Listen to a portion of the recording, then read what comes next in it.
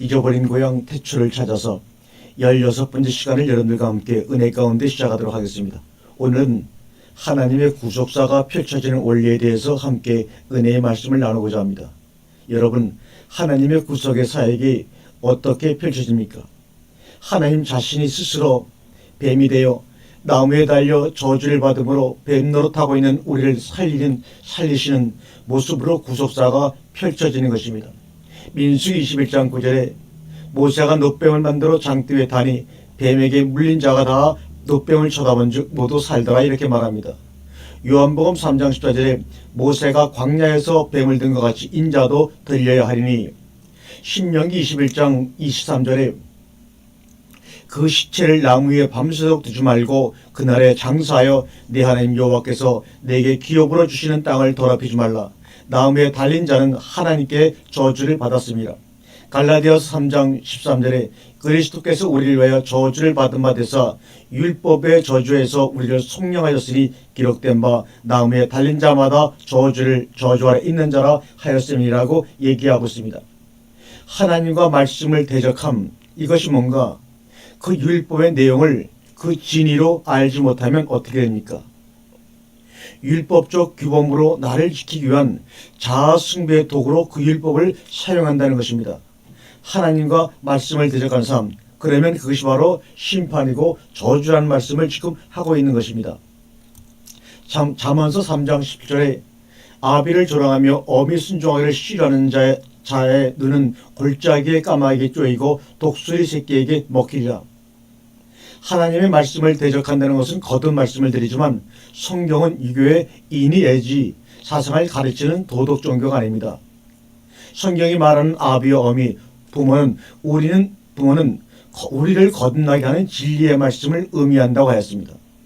베드로전서 1장 23절에 그 말씀이 나와 있습니다. 그러니까 아비를 조롱하고 어미를 멸시한다는 것은 우리를 거듭나게 하는 말씀이 무엇인지 몰라 거부하고 대적하는 것을 의미합니다. 그러한 말씀의 대적의 상태, 말씀을 내 마음으로 받지 못하고 담지 못한 상태가 까마귀에게 쪼이고 독수리 새끼에게 먹히는 저주의 모습으로 나타난다는 것입니다. 마태복음 24장 28절에 죽음이 있는 곳에 독수리들이 모일 것이니라. 죽음은 죄의 결과입니다. 독수리는 죽는 것을 먹는 날개 달린 새입니다. 독수리, 즉 날개 달린 새는 율법이 우리를 죽은 자로 폭로하는 것이라는 바울의 이야기를 구약에서 미리 말하고 있는 것입니다. 속죄소의 구원의 날개, 그런데 이렇게 율법으로 건네주신 그 진리를, 내용을 알게 되면, 다시 말하면 그 안에서 죽으면 속죄소의 은혜를 얻고 기업 물을 자를 통해 구원을 받게 됩니다. 출애굽기 19장 4절의 말씀에 나의 애굽 사람에게 이렇게 어떻게 행하였음과 내가 어떻게 독수리 날개로 너희를 업어 내게로 인도하였음을 너희가 보았느니라. 출애굽기 25장 20절에는 그룹들은 그 날개를 높이 펴서 그 날개로 속죄소를 덮으며 그 얼굴을 서로 대하여 속죄소를 향하게 하라. 룻기 2장 12절에는 여호와께서 내 행한 일로 보응하시기를 원하며 이스라엘의 하나님 여호와께서 그 날개 아래 보호를 받으러 온 내게 온전한 상 주시기를 원하노라. 가로되 내가 누구냐? 대답하되 나는 당신의 시녀 루시오니 당신의 옷자락으로 시녀를 덮으소서. 당신은 우리 기업을 물을 자가 되민이다. 이렇게 얘기합니다. 성경에서 새의 날개는 성막 안, 지성소 안, 언약궤 외에는 쉬운 자, 속죄소를 의미합니다. 물론 성전을 의미하는 것이죠. 그것이 곧 독수리의 날개로 인도하신 것을 덫으로 설명되었고, 룻기에서는 기업을 물을 자, 구원자와 연합한 것으로도 설명된 것입니다. 이사야서 40장 31절 말씀 보면 오직 여호와를 앙망하는 자는 새심을 얻으니 독수리가 날개치며 올라감 같을 것이요 다른 집 박질하여도 곤비치 아니하겠고 걸어가도 피곤치 아니하리로다. 이렇게 말씀을 하고 있습니다. 여호와를 앙망하는 자는 새심을 얻는다고요? 이게 무슨 말이냐? 성경이 말하는 새심은 어떤 목사가 말하는 것처럼 4차원의 영성을 받아 믿음대로 되고 말하는 대로 되고 생각하는 대로 되는 물리적인 의미에서의 새심이 아닙니다. 그런 것은 기독교의 신앙이 아니라 자기 암시나 자기 체면 혹은 적극적인 사고방식의 생활입니다. 인간의 자율신경계를 잘 활용하는 수도 정진의 한 모습입니다. 이런 것은 기독교가 아닙니다. 같은 하나님이라고 부르지만 그들이 부르는 하나님은 우리가 부르는 하나님과 완전히 다른 것입니다. 뱀, 용, 바다괴물, 타인도 마찬가지입니다. 타인이 헬라어로 가면 드라곤이라고 합니다. 드라곤은 넬코마이, 보다 하나님을 내가 욕망하는 것으로 보면 용으로 보인다는 데서 바로 드라곤이라는 말이 생겼습니다. 뱀, 특히 용, 바다괴물을 의미하기도 하죠. 고대 신화에서 용이나 뱀은 혼돈의 원시적인 힘으로 나타납니다. 혼돈의 힘이 신에게 패함으로써 세상이 생겨났다고 합니다. 다시 말하면 우주는 혼돈으로 이루어졌다는 것이죠. 고대 신화에서 용이나 뱀은 악마적인 것으로 간주되었으며 처음과 마지막에 하나님을 대적하는 것으로 혼돈의 세력을 나타냅니다. 우리가 하나님을 하나님으로 바르게 알지 못하면 바알로 숭배하는 것처럼 우리 인생에게 용으로 나타나고 큰 바다짐승으로 나타나는 하나님의 그 진리를 알지 못하면 하나님이 나를 공격하는 용이 되는 것입니다. 내가 욕망하는 하나님, 여러분, 이 세상을 심판하는 심판주는 짐승이나 용이나 사탄이나 적그리스도가 아닙니다. 이 세상에 대한 권세와 주권은 모두 하나님에게 있습니다. 문제는 그 하나님을 우리가 무엇으로 보고 있냐는 것입니다. 하나님이 나에게 다른 신으로 내가 욕망하는 것으로 만들고 조작하는 것이 바로 인간들입니다. 그 하나님이 바알로 보이면 내가 바알로 심판받는 것이고 그 하나님이 용으로 보이면 내가 용으로 심판을 받는 것입니다. 십계명의 제1계명은 여러분이 잘 아는 것처럼 하나님 말고 다른 신을 숭배하지 말라는 것이 아니라 하나님에겐 다른 신이 존재할 수가 없습니다. 이 말은 하나님을 다른 신으로 인간의 보편적 욕망을 충족하는 나의 하나님으로 내 욕망의 하나님으로 섬기지 말라는 것입니다. 진리로 흐르는 강물이 되어 그렇게 우리에게 율법으로 오신 우리 하나님의 구속사건을 나의 죽음으로 바르게 하라 내용으로 담고 있으면 나는 하나님에게 절대로 심판을 받을 수 없는 상태가 되는 것이죠. 더 이상 죄를 지을 수 없는 상태가 된다는 것이 아니라 하나님과의 연합으로 죄를 물을 수 없는 상태가 된다는 것입니다. 그것이 바로 용서이고 용서는 70번, 즉 7번 70으로 설명된 우리의 역사 속에서 실현하는 언약으로 성취가 된다는 것입니다. 이 역사의 모든 날 동안에 교회를 통해서 그런 복음의 진리를 지금 설명하고 있는 겁니다. 무슨 말씀인지 이해를 하시겠습니까? 하나님이 내 안에 나와 함께 나로 계시는데 무엇이 나를 심판하고 두렵게 하겠습니까? 그러니 아직도 하나님을 대적하고 계시는 분이 있다면 하나님과 빨리 하야하시고 그 하나님의 용서를 받아 용서하는 자로 살아가시길 바랍니다. 그것이 바로 참 자유이며 행복이며 안식이고 평안입니다. 여러분의 삶 가운데 말씀이 주체인가 마음이 주체인가? 여러분의 마음이 여러분의 삶의 주체가 되십니까? 아니면 하나님의 말씀이 여러분의 삶의 주체가 되십니까? 그러니까 우리가 하나님 말씀을 받을 때 그 말씀을 받는 주체가 인간에게 있는 것이 아니라 하나님에게 있다는 것을 말씀하시는 겁니다.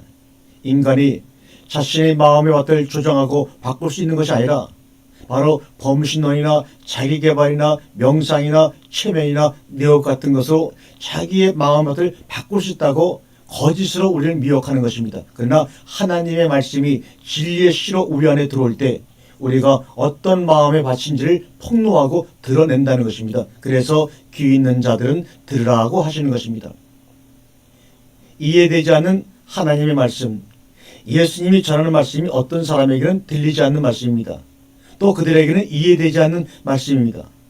이 말씀이 들릴수록 더욱더 마음을 완악하게 하고 강팍하게 하는 말씀이 된다는 것입니다. 그런데 어떤 자들에게는 그 말씀이 항폐한 마음을 기경하는 생명의 말씀이 된다는 것입니다. 그 말씀이 우리 안에서 뿌리를 내리고 자라고 열매를 맺는다는 것은 그 씨에 의해서 우리의 마음과 역사가 장악당하여 그 씨의 생명이 요구하는 쪽으로 움직이게 됩니다. 그건 우리가 그 씨를 조정하고 움직이는 개념이 아니라 그 씨에 의해서 우리가 조종당한다는 것입니다. 하나님은 그렇게 진리의 씨를 우리에게 뿌림으로써 우리를 당신의 백성으로 이끌어 가시는 것입니다. 30배, 60배, 100배로 열매 맺는 삶. 이러한 말씀이 이미 얻은 구원과 아직 완성되지 않는 구원 사이에 있는 교회, 애굽에서 나와 가나안으로 가는 광야의 인생을 살아가는 교회의 모습을 그대로 설명하고 있는 것입니다. 40년의 광야 교회 생활은 땅의 지체를 죽이는 과정으로 우리에게 주어집니다. 그리고 그 주체가 땅으로서 우리의 마음이 아니라 진리에 실어서 하나님의 말씀이라는 겁니다. 그래서 진리에 실어서 말씀을 받은 자는 그 말씀에 의해서 30배, 60배, 100배의 열매를 맺어 하늘이 된다는 것이 성경의 진술이고 성도의 역사이며 우리의 현실입니다. 그 삶의 훈련을 잘 받아 라메도 인내하고 잘 받아서 30배, 인내하고 묵묵히 걸어가 60배, 하늘의 소망으로 100배 살아가는 성도님이 되시기를 간절히 바랍니다. 요한복음 3장 16절에 그가 우리를 위하여 목숨을 버리셨으니 우리가 이로써 사랑을 알고 우리도 형제들을 위하여 목숨을 버리는 것이 마땅하니라. 율법은 사랑의 완성은 사랑으로 완성돼야 합니다. 그 말은 사랑의 내용이 뭐라는 것입니까? 바로 율법이라는 것입니다. 율법이라는 내용이 필요하고 율법이라는 가정이 있어야 한다는 것을 말씀하고 있는 것입니다. 하나님의 자녀, 마귀의 자녀, 또한 하나님의 자녀와 마귀의 자녀를 어떻게 구분합니까? 형제를 사랑하지 아니하는 자는 마귀의 자녀라고 합니다. 그러면 형제를 사랑하는 것이 무엇이겠습니까?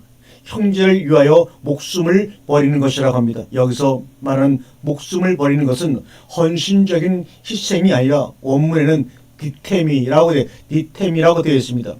이 디템이는 언약을 세우다, 언약의 약조, 물을 두다, 등불을 두다, 기둥을 세우다는 의미로 사용되는 단어가 바로 디템입니다.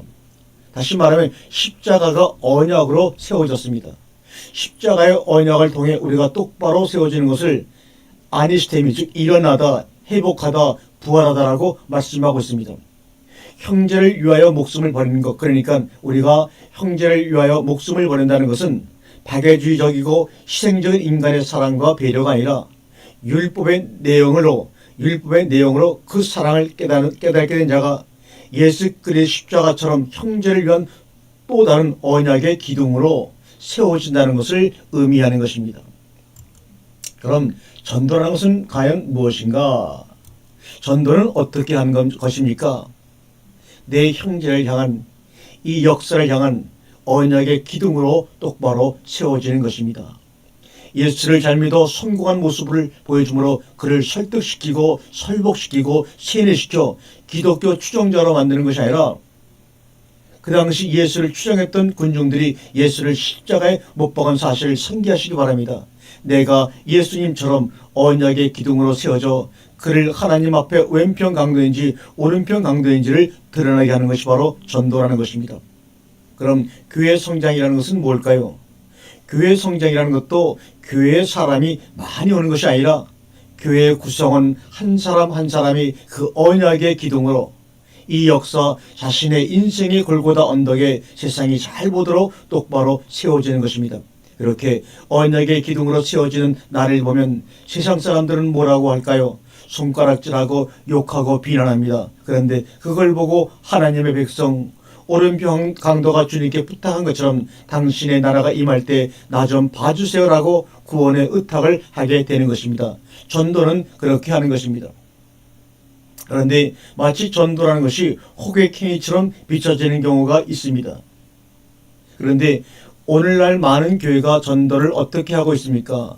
전도, 진리의 도를 전하는 것이 아니라 유흥업소들에 있는 사람들이 그 유흥업소로 사람들을 불러들이는 삐끼들처럼 호객행위를 하고 있지는 않습니까? 혹은 대형교회에서 하는 전도 집회, 간증 집회를 보면 유명인사를 비싼 강사를 초청해서 간증이나 연설이나 노래 몇 곡을 부르게 합니다. 그리고 예수 믿어서 성공하고 번영의 신학을 이야기합니다. 그런데 복음은 우리의 성공과 번영과 혹은 실패와 좌절과는 아무 상관이 없습니다. 물론 잠시 어느 계기가 될 수 있을 것입니다만 우리의 인생의 성공과 실패는 마치 봄, 여름, 가을, 겨울이 되는 것처럼 오르막이 있고 내리막이 있는 것처럼 인생을 사는 사람이면 누구나 겪는 과정이고 내용이라는 사실입니다. 율법의 목표와 은혜의 목표, 더 쉽게 말하면 한 남자와 여자가 결혼을 하여 서로가 하나가 되면 더 이상 다른 남자와 여자를 내 욕망으로 끌어당기지 못하고 결혼한 남편과 아내에게 내 욕망이 삭제당하게 되는 것과 같은 것입니다. 율법주의는 결혼한 남자가 다른 여자를 향해서 음욕을 품고 불륜을 저지르고 이혼하면 안 된다. 그것은 인간의 도리가 아니다. 그것은 부끄러운 일이다라고 가르치는 것이고, 은혜는 오직 아내된 한 여자만 사랑하는 역사의 현실을 설명하는 것이라고 합니다. 비유하면 율법의 목표는 이혼을 하지 않는 것이고 은혜의 목표는 사랑하는 것이라 할 수가 있습니다. 한 여자만 사랑하는 것이 힘들까요? 한 남자에게 존경을 표하는 것이 힘들까요? 결혼한 남편이 아내만 사랑하는 것을 말하자면 율법 아래 있지 않는 것이라고, 그것이 육체의 일을 하지 않는 것이라고 하는 것입니다. 결혼하면 다른 여자가 내 눈에 내 마음에 들어오지 않고 오직 한 여자만 바라보게 되는 것과 같은 이치입니다. 그런 자를 율법의 세상에서 나와 은혜 아래 거하게 되었다고 하는 것입니다. 그 일을 예수가 십자가에서 죽고 성령으로 우리 안에 들어와 행하신 일이기 때문에 성령의 일이라고도 하는 것입니다. 유욕적 욕망이 삭제당하는 것, 그러니까 성도가 진리를 알았다, 진리가 되었다, 진리를 담았다, 이 말, 내 목이 잘린다, 깨어진다, 자기를 부인한다, 내가 죽었다, 삭제당했다, 함몰된다, 해지된다, 이런 표현을 율법적 계명으로 도덕적으로 성숙해야 할 어느 시점으로 이해하면 복음과 전혀 상관없는 종교인이 되는 것입니다. 한 남자가 한 여자만 사랑하면 다른 여자에 대해서는 당연히 죽는 것입니다. 그것을 욕망의 삭제, 그것을 사랑이라고 합니다. 그래서 복음이 우리를 자유하게 하고 안식하게 하는 것입니다. 그러니까 구약의 선지자나 신약의 서신서가 윤리적인 계명으로 표현하는 것들은 하나님만을 사랑하지 않는 교회의 간음을 표현하는 것입니다. 열매 맺는 성도의 삶, 이것은 우리가 이렇게 살인하지 않는 자로, 간음하지 않는 자로, 거짓 증거하지 않는 자로 살아가는 30배, 60배, 100배의 열매 맺는 삶이라고 하는 것입니다.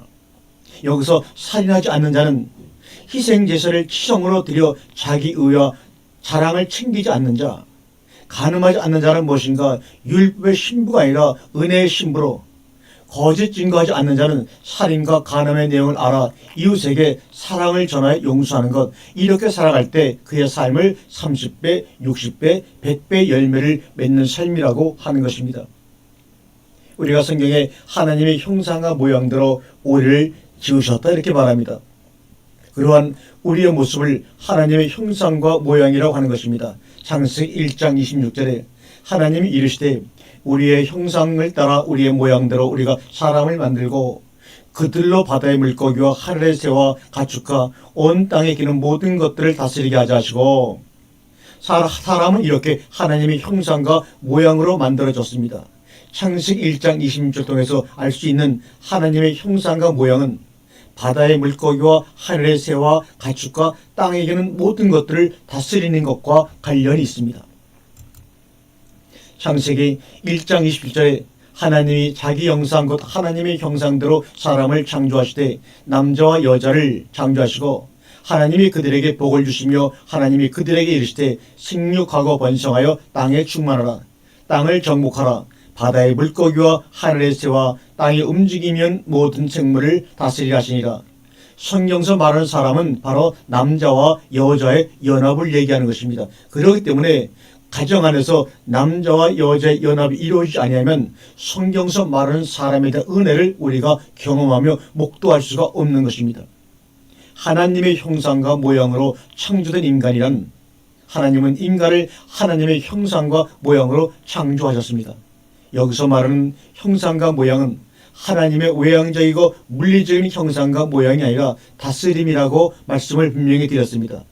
성경이 말하는 다스림은 강한 자가 약한 자를 힘으로 지배하고 통치하는 소위 갑질하는 발로 밟는 그런 것이 아니라 이사야와 로마서가 말하는 것처럼 복음을 전하는 자의 발, 진리의 전달, 진리의 통치의 개념이라고 하였습니다. 하나님이 우리에게 진리를 건네주심으로 우리는 그 말씀으로 통치하는 것처럼 우리가 이 세상에게 그 진리를 전하면 우리가 이 세상을 발로 밟는 것, 즉 진리로 다스리는 자가 된다는 것입니다.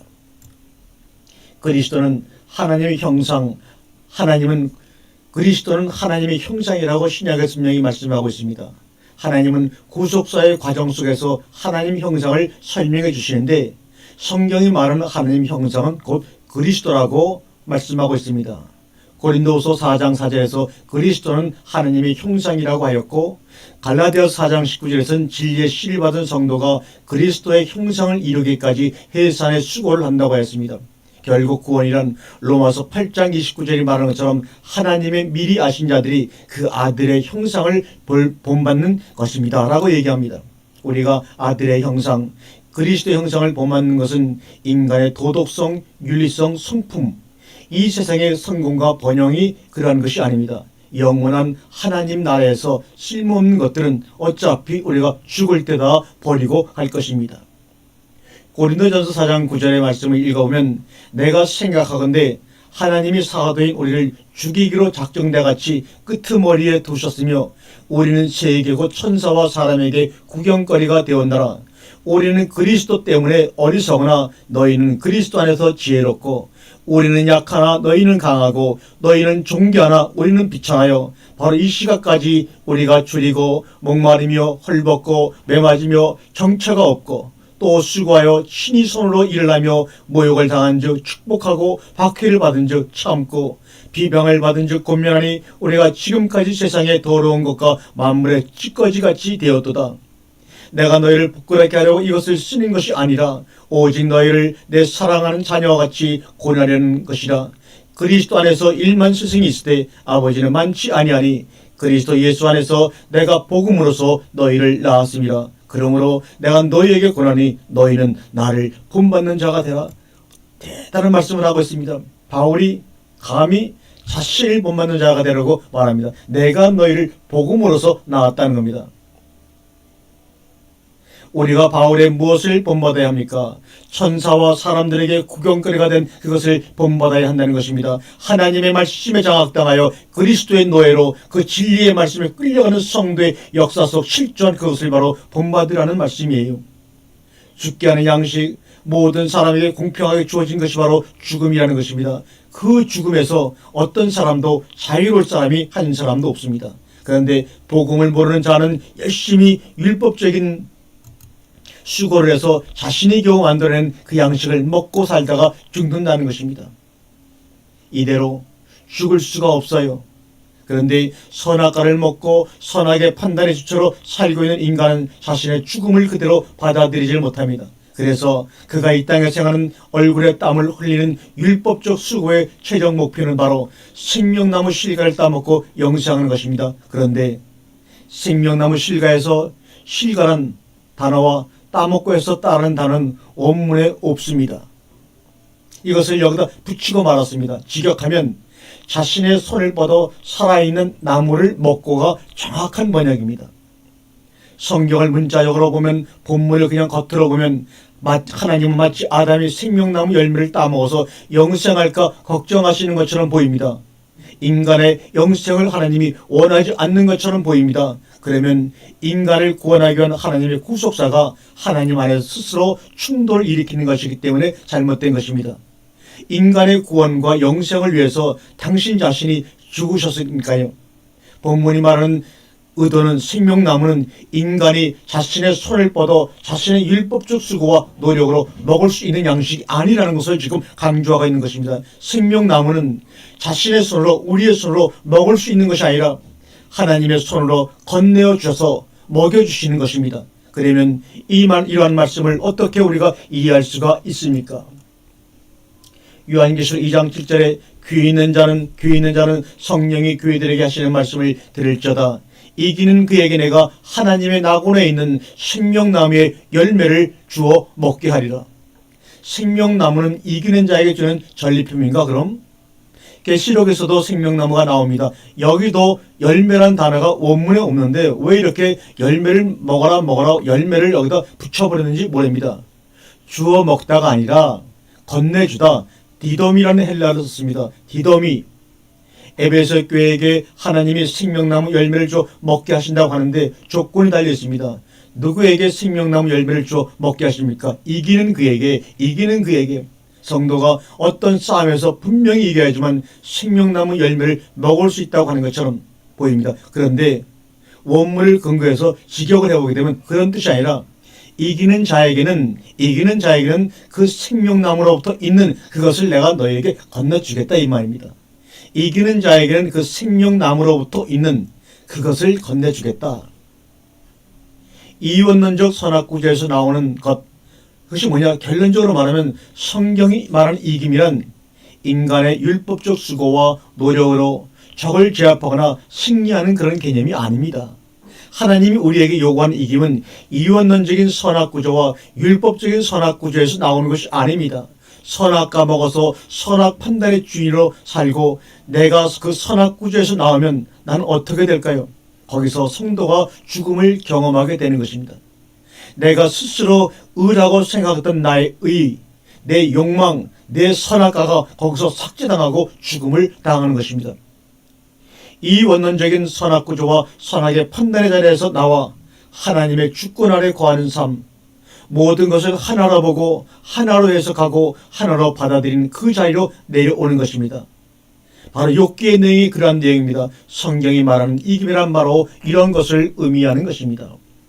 요한일서 5장 4절에 대저 하나님께로부터 난 자마다 세상을 이기느니라. 세상을 이기면 이것이니 우리의 믿음이니라 이렇게 말하고 있습니다. 요한복음 16장 33절에 이것을 너의 이름은 너희로 내 안에서 평안을 누리게 하려 함이라. 세상에서 너희가 환난을 당하나 담대하라. 내가 너희 세상을 이기었노라 하시니라. 로마서 12장 21절에 악으로 지지 말고 선으로 악을 이기라 입니다. 오늘 주신 이 말씀을 통해서 여러분이 다시 한번 새롭게 묵상으로 말미암아 다음 시간을 기대할 때 더 큰 준비하신 은혜를 여러분에게 쏟아 부어 주시기로 믿습니다. 아멘.